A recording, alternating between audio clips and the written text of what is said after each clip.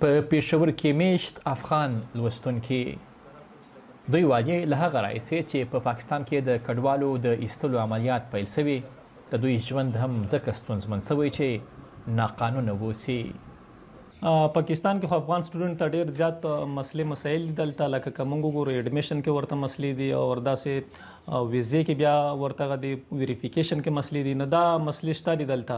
موږ کوشش کړی دی چې موږ خپلې مسلې ترو کمیشنریټ سره ډسکس کو یا افغان کمیشنرۍ سره، خو تر اوسه هغه شی ته سلوشن موږ ته پیدا کړی نه دی. نو دا مسلې مسایل شته دي افغان سټوډنټ ته پاکستان کې.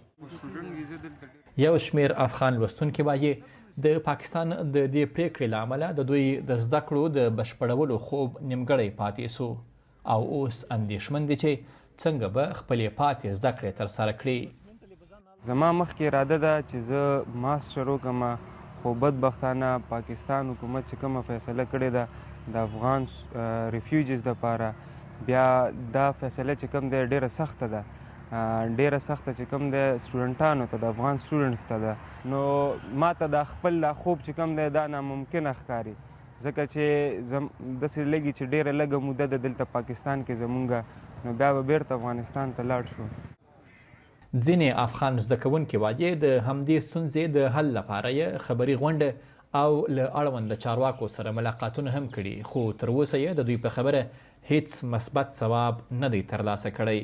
موږ ریسنټلی پریس کلب کې موږ خپل کانفرنس کړی و، موږ افغان سټوډنټس موږ سره یونین، موږ سره اتحادیې مشرانو، موږ د پاکستان ګورنمنټ د افغان سټوډنټس د ویزو د ډیمانډ کړی و. 15 کلنه ویزه ورته میلاو شي، 4 کالو ویزه وي، 2 کالو ویزه وي، هغې باندې اوسه پورې لا موږ د اپډیټس نه دي میلاو. موږ د افغان کمیشنریټ سره په کمیونیکیشن کې وو، خو بدبختانه زموږ افغان کمیشنریټ هم پکې د منځه لاړو او افغان کونسلګري سایټ ته موږ هم تللي وو، پکې موږ ناسته کړې وه کونسل صاحب سره زموږ افغان سټوډنټس یونین. نو هغې فیصله رزلټ فی الحال نه دی راغلی. اوس په الحال موجوده حال کې چې افغانستان او پاکستان منځ کې کومه تناظر راغلی وه، دې وجې نه موږ سټوډنټ ته ډېر زیات مشکلات مخکې سوي وو، مشکلاتو سره موږ ډېر زیات مخامخ سوي وو، ځکه چې سټوډنټ ته په پاسپورټ په بیس باندې، ځکه ډېر سټوډنټانو ته ویزا کې مشکل وي، اټسټیشن کې وي، او داسې نور هم عوام دي.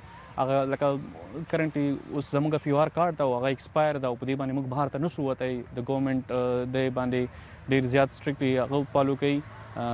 دې له وجې نه موږ ګورنمنټ اف پاکستان سره دا ګورنمنټ اف پاکستان دا اپیل ده چې پلیز کایندلی تاسو دې باندې غور او فکر وکړئ او کوم افغان سټوډنټ وي دې ته لږ اپورچونیټي ورکړي، لکه څرنګه چې اپورچونیټي ورکړې ده دا زموږ باندې یو احسان ده.